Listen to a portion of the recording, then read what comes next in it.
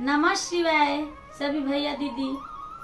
आज मैं आप लोगों को एक पंडित जी की कहानी सुनाने जा रही हूँ। कृपया करके आप लोग ये कहानी पूरा सुनिएगा और प्रेम से सुनिएगा। तो चलिए कहानी शुरू करते हैं। मैं शिव गुरु को प्रणाम करती हूँ, मेरा प्रणाम स्वीकार हो। मैया भवानी को प्रणाम करती हूँ, मेरा प्रणाम स्वीकार हो। सभी देवी देवता को प्रणाम करती हूँ, मेरा प्रणाम स्वीकार हो। तो भैया दीदी, किसी नगर में एक पंडित जी रहते थे और वो पंडित जी बहुत गरीब थे। उनका जो जीवन यापन था वो पूजा पाठ करके चलता था। वो गांव में पूजा पाठ कराते थे और उसी से उनका जीवन चलता था। और जो पंडित जी थे वो शिव जी के बहुत बड़े भक्त थे। वो शिव जी का चर्चा होता था, जहाँ भजन कीर्तन होता था, जहाँ वहाँ जाते थे और सारा दिन नमः शिवाय का जाप करते थे। उनकी जुबान पे हमेशा नमः शिवाय का जाप चालू ही रहता था। और उनका स्वभाव ऐसा था कि उनके दरवाजे से कोई वापस नहीं जाता था। जो दिन दुखिया भूखा आता था तो वो अपने हिस्से का भी भोजन उन्हें करा देते थे। और उनका एक नियम और था। एक शंकर भगवान का बाजू में ही मंदिर था, उस मंदिर में वो रोज पूजा करने जाते थे। उनका ये नियम था कि रोज एक लोटा जल शिव जी को जरूर अर्पित करने जाते थे। ऐसे ही उनका जीवन चल रहा था। और उनकी जो बीवी थी वो इस बात से थोड़ा नाराज रहती थी कि अपने को हो ना हो कोई आता है तो ये उसको खिला देते हैं, उसको कुछ ना कुछ दे देते हैं। खुद गरीब हैं लेकिन दान करने में आगे रहते हैं। ये बात से उनकी बीवी थोड़ा नाराज रहती थी, लेकिन वो इतने बड़े शिव भक्त थे जिससे उनकी बीवी उनकी बहुत इज्जत करती थी। वो जो कहते थे वो मानती थी और अच्छा व्यवहार से उनके साथ रहती थी। ऐसे करते करते उनका जीवन बीत रहा था। एक दिन का बात है कि शिवरात्रि आया और वो पंडित जी उदास बैठे थे। किस लिए? कि उनके पास कुछ नहीं था शंकर भगवान को चढ़ाने के लिए। उनके पास सिर्फ फूल और बेलपत्र था। फल ओल का कोई जुगाड़ नहीं था क्योंकि उनके पास पैसा उस दिन नहीं था। तो माँ पार्वती और भोलेनाथ जो थे शिवरात्रि के दिन नगर घूमने के लिए निकलते हैं। तो लोग उधर से जा रहे थे तो माँ पार्वती बोली कि हे भोलेनाथ, आज ये इतना उदास क्यों है? ये रोज जितना खुश रहता है उतना नहीं है। आज ये आदमी शिवरात्रि है और ये इतना पूजा पाठ करता है और आपका इतना प्रिय भक्त है, फिर भी ये इतना उदास कैसे है? तो शिव जी बोले कि हे देवी, आज इसके घर में सिर्फ बेलपत्र है मेरे ऊपर चढ़ाने के लिए और फूल है। इसके पास फल मिठाई ऐसा कुछ नहीं है जो ये मेरे को चढ़ा सके। और ये इसी बात से उदास है कि कुछ मिल जाए तो मैं शिव जी को चढ़ाऊं। लेकिन इसको ये बात का थोड़ा भी पता नहीं है कि जो रहे वही मेरे ऊपर चढ़ाओ। जरूरी नहीं है कि जो है नहीं भी उसका भी इच्छा करो। जो है आप वही भोलेनाथ को चढ़ाएंगे तो भोलेनाथ उसमें भी प्रसन्न है। सो आज इसके घर में जितना बेलपत्र है ये सारा का सारा मेरे ऊपर चढ़ाएगा तो एक एक बेलपत्र एक एक पैसे में बदल जाएगा। तो माँ पार्वती खुश हुई, बोली ये तो अच्छा बात है। तो हाँ, अगर आज ये श्रद्धा से जितना फूल बेलपत्र है मेरे ऊपर चढ़ाएगा उसको उतना ही पैसा हो जाएगा। ऐसा वो लोग बातें करते जा रहे थे तो बगल में एक पेड़ था जिसके पीछे एक सेठ खड़ा था। वो सेठ ये सारा बात सुन रहा था। जब ये पूरा बात सुन रहा था तो उसके मन में लालच पैदा हो गई कि इसके घर में जितना बेलपत्र है वही चढ़ाना से वो पैसा हो जाएगा तो मैं तो आज माला माल हो जाऊंगा। वो भागा भागा पंडित जी के पास गया और जाके बोला, ये पंडित जी, आपके घर में जितना बेलपत्र है फूल है मेरे को दे दीजिए ना, मेरे को कहीं मिल नहीं रहा है। इसके बदले में आपको मैं 1000 रुपया दे देता हूँ। ये सारा मेरे को दे दीजिए। तो पंडित जी बोले कि मैं तो ये भोलेनाथ के रात्रि पूजा के लिए रखा हूँ, मैं आपको कैसे दे दूँ।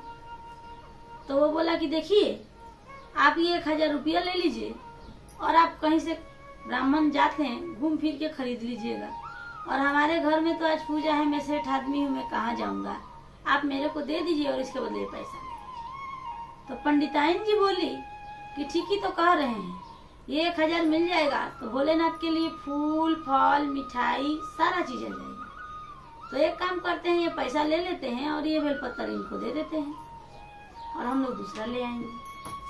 तो पंडित जी बोले चलो ठीक है, जैसा आप कहो। पैसा लेके और सारा बेलपत्र उनको दे दिए। अब पंडित जी गए, फल फूल लाए और अपने घर में शिव जी का पूजा करना चालू कर दिया। और सेठ जितना बेलपत्र था ले जाके सारा का सारा शिवलिंग पे चढ़ा दिया और बैठ के आसरा ताकने लगा कि कब वो पैसा हो जाए। आ यही सोच रहा था कि जब पैसा हो जाए मैं जल्दी लूं और घर को जाऊं, जल्दी लूं घर को जाऊं। करते करते पूरा रात बीत गया। जब पूरा रात बीत गया तो सेठ को गुस्सा आया कि ये तो बेलपत्र ही है, पैसा हुआ ही नहीं। और वो शिव जी का जो शिवलिंग था उसको पकड़ के कस के ऐसे हिलाने लगा कि आप झूठ बोलते हैं, आप बोल रहे थे बेलपत्र पैसा हो जाएगा और पैसा ही नहीं हुआ, आपने मेरे साथ छल किया, आप मेरे पैसा दीजिए, इसको पैसा कीजिए। बेलपत्र को गुस्से में चिल्लाने लगा। तो शंकर भगवान प्रकट हो गए और बोले कि हे सेठ, तूने ये बेलपत्र मेरे ऊपर श्रद्धा से नहीं चढ़ाया है, लालच से चढ़ाया है। जब तूने दिल से और श्रद्धा से चढ़ाया नहीं तो इस बेलपत्र का पैसा होने का सवाल कहाँ से होता है। तू तो लालच से चढ़ाया और लालच कभी पूरता नहीं है, लालच का सजा होता है। और उसी सजा से तेरा ये जो हाथ है उसमें चिपक गया है। और तेरा हाथ छुड़ाने का एक ही उपाय है कि जिस पंडित जी से तू छल करके ये बेलपत्र लेके आया है उसी पंडित जी को 1000 सोने के मोहरा देगा, तभी तेरा हाथ छूटेगा, नहीं तो नहीं छूटेगा। इसी तरह शिवलिंग में चिपका रहेगा। ऐसा कह के शंकर भगवान अंतर ध्यान हो गए। अब सेठ उसी में चिल्ला रहे हैं, हाथ छुड़ाने का कोशिश कर रहे हैं पर हाथ नहीं छूट रहा है। तो कुछ समय के बाद पंडित जी लोटा में जल लेके आए शिव जी को चढ़ाने के लिए, अपने घर का पूजा पाठ खत्म करके। तो देख रहे हैं कि सेठ वहां चिपका हुआ है और चिल्ला रहा है। पंडित जी बोले कि सेठ जी आप ये कैसे चिपके हैं। तो मैं कैसे चिपका हूँ ये मैं बाद में बताऊंगा, पहले आप मेरे घर जाइए और मेरे लड़के को तो बोलिएगा कि 1000 मुद्रा लेके यहाँ आए। तो पंडित जी बोले कि ऐसा क्यों। तो पंडित जी इतना ही मेरा मदद कर दीजिए, आप मेरे घर जाके मेरे लड़के को बुला लेंगे। पंडित जी बोले ठीक है। पंडित जी गए और सेठ के लड़के को बोले कि 1000 मुद्रा सोने का लेके चलो मंदिर में, तुम्हारे पिताजी शिवलिंग से चिपक गए। जब लड़का इतना सुना तो जल्दी जल्दी मुद्रा लिया और भागा भागा मंदिर लाया। मंदिर लाया तो पिताजी तो चिपके ही थे। देख के बोला पिताजी आप कैसे चिपक गए। तो मैं बाद में बताऊंगा मैं कैसे चिपक गया। तुम ये जितना मुद्रे का थैली है ये पंडित जी को दे दो और पैर छुओ जल्दी। लड़का ने वैसा ही किया। तो पंडित जी बोले मैं ये क्यों लूंगा। तो सेठ बोला कि देखिए ये मैं आपको खुशी से दे रहा हूँ, मैं इसमें चिपक गया हूँ और मेरे को भोलेनाथ ने आदेश दिया है कि ये मुद्रा का थैली मैं आपको दूंगा तभी मैं इसमें से मुक्त हो पाऊंगा। तो पंडित जी जब सुने कि मेरे लेने से ये मुक्त हो जाएंगे तो पंडित जी उसको ले लिए। लेके बोले कि ठीक है मैं तो ले लिया, अब आप मुक्त हो गए। तब तक वो ऐसे हाथ किया तो उसका हाथ छूट गया। तो वो भोलेनाथ को प्रणाम किया, पंडित जी को प्रणाम किया, बोला है हे पंडित जी मेरे से गलती हो गया, मैं आपके साथ छल किया था रात में, ये जितना बेलपत्र था वो पैसा हो जाता अगर आप इसे श्रद्धा से चढ़ाते, लेकिन ये बात मेरे को पता चल गया तो मैं लालच बस ये बेलपत्र आपसे लेके चढ़ाया, इसके पाप से मैं इसमें चिपक गया था और मैं आपको ये 1000 जो मुद्रा है ये दंड स्वरूप दे रहा हूँ कि मैंने आपसे छल किया था। तो पंडित जी आप मेरे को माफ कर दीजिए, मैंने आपसे छल किया था। तो पंडित जी तो भक्त आदमी वो सेठ को माफ कर दिए और शिव गुरु भी सेठ को माफ कर दिए। सेठ अपने घर को चला गया और पंडित जी महादेव जी के आगे हाथ जोड़ के बैठे और बोले कि हे महादेव जी आपका दया अपरंपार है, आपका कृपया अपरंपार है, आप कब किसको किस रूप में दया करे ये कोई नहीं जानता है। और पंडित जी खुशी खुशी अपने घर गए, हर हर महादेव कहते कहते। और पंडिताइन भी जब देखी तो वो भी बहुत प्रसन्न हुई कि चलो आज से हमारी दुख और दरिद्रता दूर हो जाएगी। तब से पंडित जी खुशी खुशी रहने लगे और दान पुण्य भी करने लगे। तो आप लोग भी शिव गुरु से जुड़िए और उनका दया पाइए। हर हर महादेव। आप लोग अगर चैनल पे नए हैं तो इसे सब्सक्राइब जरूर करिएगा।